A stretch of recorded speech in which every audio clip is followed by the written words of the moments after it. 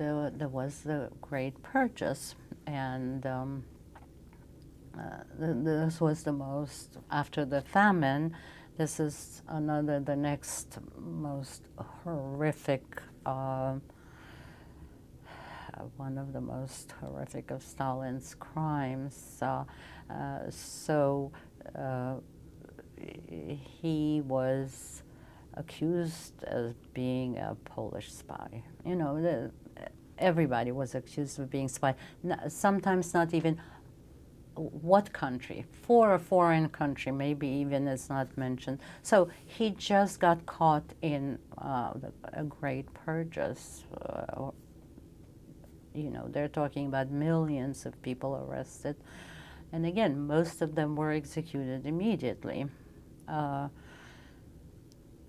He was just kind of not important enough. It's the more important you were, the more likely you would be executed.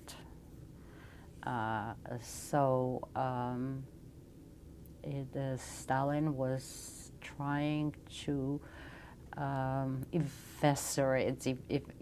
eviscerate the population of all independent thought or different ideas. He wanted to make sure that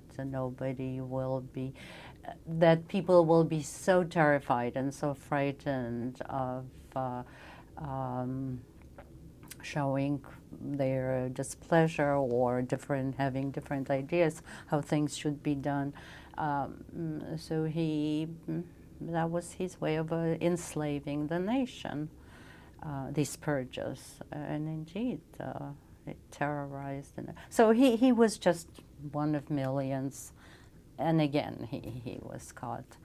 And in a way, he fared better than most, because most people who were arrested during the purges, and if they were not executed right away, they sometimes were executed during their stay in the Gulag, or after their term, they served their term, they were not allowed to return to the cities they came from, but were told to settle in these same areas just as around the Gulags, just as a free person. So he really fared better.